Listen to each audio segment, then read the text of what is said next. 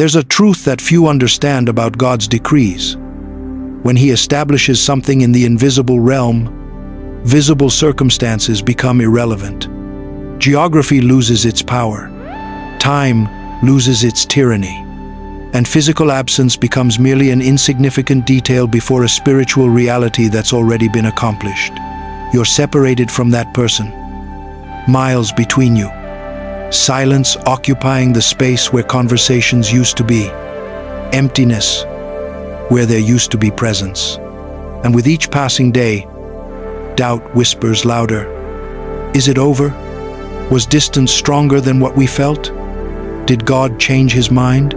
But today, at this exact moment, God wants to reveal something that will completely transform how you see this separation.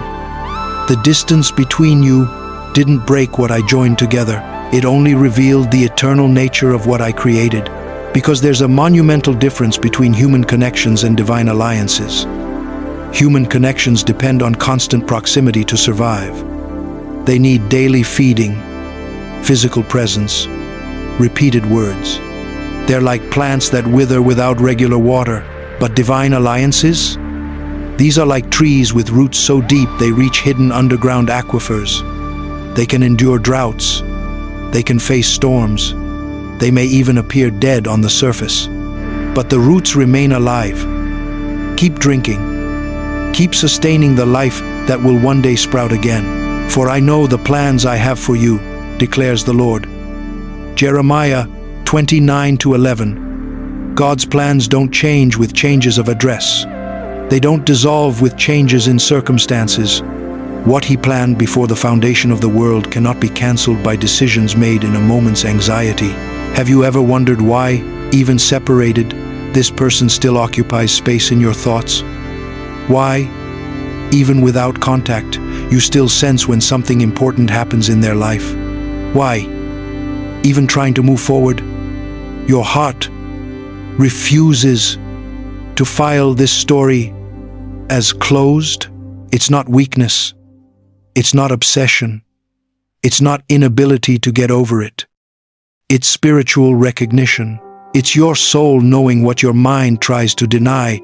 You were marked for each other at a level that transcends the physical. The Bible speaks of David and Jonathan in a way that many don't perceive the depth of.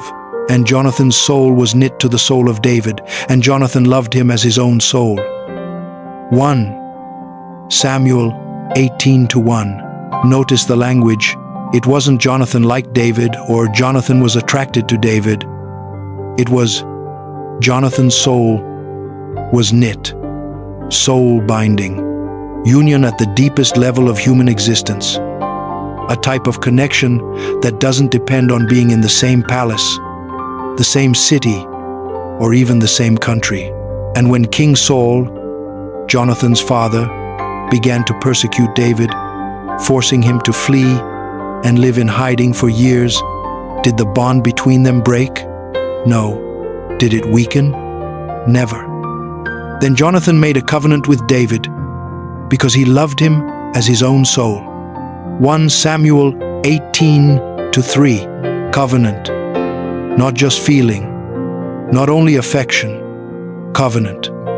A pact that survives separation because it was established before God, not just between people. And here's what you need to understand about the distance between you. It's not destroying the covenant. It's testing whether what exists between you is truly covenant or just emotional attachment disguised as love. Attachment dies in absence. Covenant love matures in it. Attachment needs constant validation. Covenant love sustains itself in inner certainty. Attachment despairs with silence. Covenant love learns to hear God in the silence. Do you feel the difference now? The pain you carry isn't a sign that something died. It's a sign that something true is being refined. Like gold in fire, not to be destroyed, but to have the impurities removed. Think about Moses. He was born among the people of Israel, but was separated and raised in Egypt's palace. 40 years away from his true identity.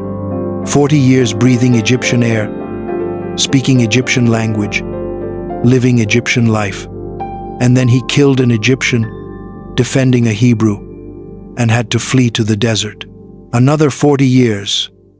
Now neither in Egypt's palace, nor among the people of Israel, alone, tending sheep in Midian, so distant from his calling that it seemed impossible to ever return. But here's the truth God was weaving. The distance wasn't canceling Moses' calling. It was preparing the deliverer that Israel would need. It was breaking the pride of the Egyptian prince to form the humility of the shepherd who would hear God's voice in the burning bush. And when the time came, 80 years after birth, 40 years after separation, God said, "Come now, therefore, and I will send you." Exodus 3:10. The calling hadn't been canceled, just postponed until the man was ready to carry it. In the same way, the separation between you didn't cancel what God joined. It's preparing both of you to carry together something you didn't yet have the emotional, spiritual, or psychological structure to sustain. Because here's something nobody tells you about God-ordained relationships. They don't exist just for your personal happiness. They exist to fulfill purposes that are greater than both of you. And if God united you before the right time, the relationship might survive, but the purpose would be aborted. Have you stopped to think about what God is doing with that person while you're separated? You look at your own pain, your own loneliness, your own waiting. But God is operating on both sides of the equation. He's teaching that person the value of what they have in you. He's showing through absence what presence meant. He's allowing them to experience other superficial connections so they recognize the rare depth of what you share, and more. He's breaking in that person the same destructive patterns he's breaking in you.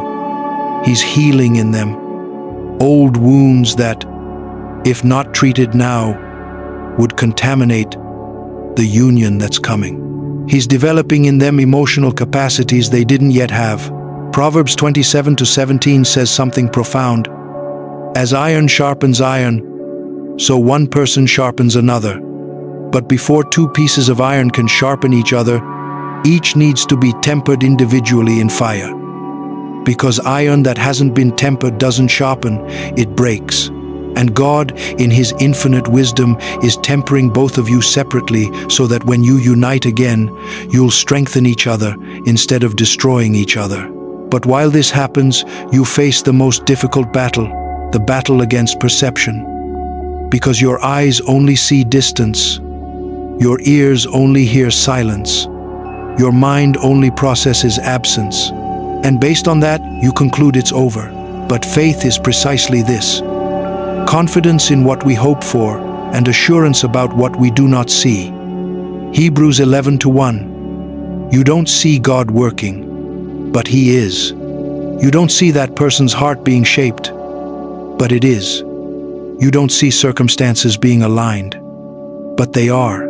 And there's a specific moment, a moment only God knows, when all the invisible work will suddenly become visible, when everything planted in secret will sprout into the light, when the seed that seemed dead underground will break through the soil and show itself alive.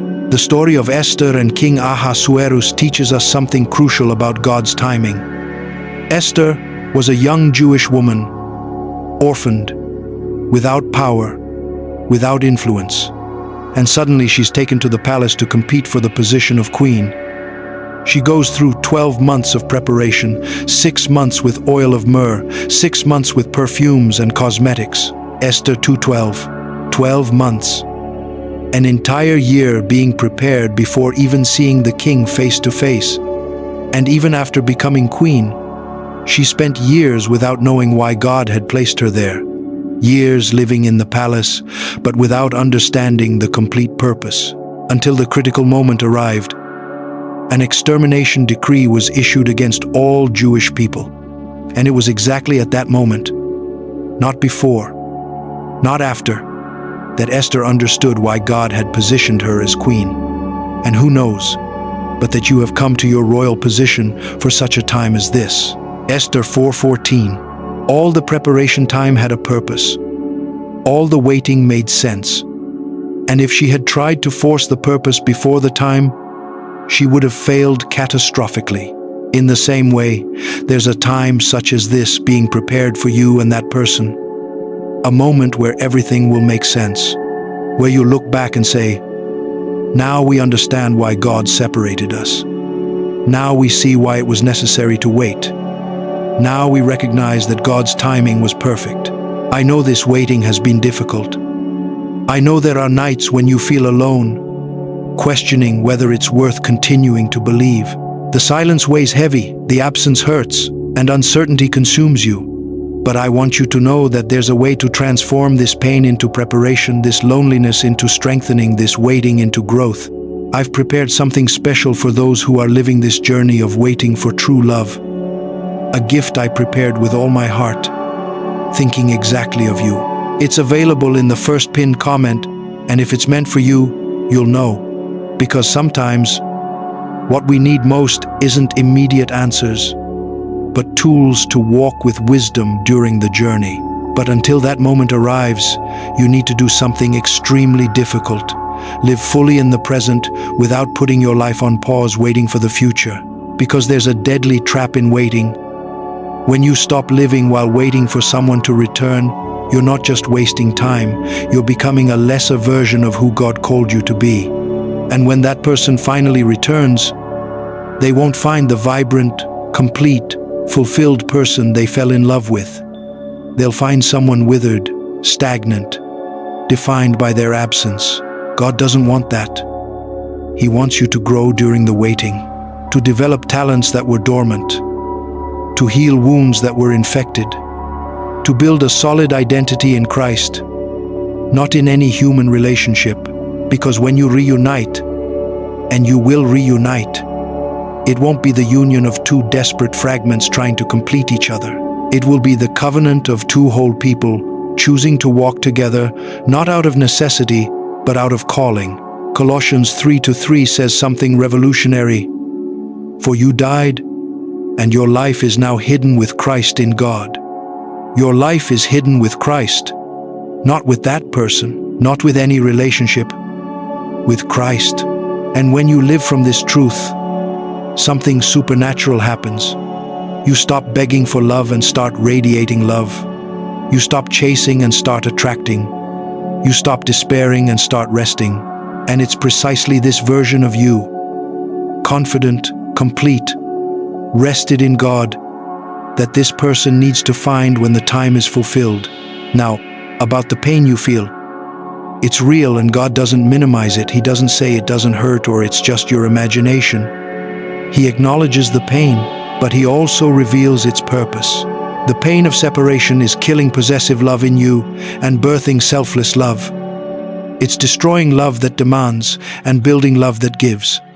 It's eliminating anxious love and forming patient love. This transformation of love I'm describing, from anxious love to mature and patient love, is something that deserves to be deepened. If you feel you need more clarity on how to build this solid foundation during the waiting, remember what I left for you in the pinned comment. St. Thomas Aquinas taught that there are different levels of love. Concupiscent love, which desires the other for oneself, and benevolent love, which desires the good of the other, even if it doesn't benefit you directly. And the pain of distance is the fire that purifies the first type and strengthens the second. You're learning to love this person by wanting the best for them, even when the best doesn't include you immediately. You're learning to pray for their happiness, even when that happiness doesn't come from you yet. You're developing a mature love that very few people know. And when that matured love meets the matured love God is developing in them, the union that results won't be common. It will be extraordinary. It will be something so solid that storms won't shake it. So deep that disappointments won't destroy it. So genuine that time will only strengthen it. But you need to understand an uncomfortable truth. If that person came back today, the way you are today, and the way they are today, you'd probably repeat the same mistakes that separated you. You'd recreate the same dysfunctional patterns. You'd hurt each other in the same ways. That's why God, in His love, is keeping you separated until both of you are truly transformed. Not improved, transformed. Because improvements are superficial. Transformation is deep, structural, permanent. Romans 12:2 speaks about this. Do not conform to the pattern of this world, but be transformed by the renewing of your mind. Transformation through mind renewal, not just behavior change, but revolution of thinking, values, priorities. And this transformation takes time. It doesn't happen in days or weeks. It happens in seasons. And you're in the middle of a transformation season that, when complete, will leave you unrecognizable in the best possible sense. There's also something that needs to be said about the concept of belonging. This person still belongs to you. Doesn't mean ownership, doesn't mean control, doesn't mean you have rights over their life. It means something much deeper. It means that in God's eternal plan, you were designated for each other with a purpose that transcends the present time. That there's a spiritual covenant that, even though invisible now, remains real and active. But this covenant respects free will, respects each person's timing, respects the individual healing process. Because God never forces. He invites, attracts, persuades, but never compels. So when we say, this person belongs to you, we're declaring a heavenly decree, not an earthly prison. We're recognizing a divine calling, not creating an emotional cage.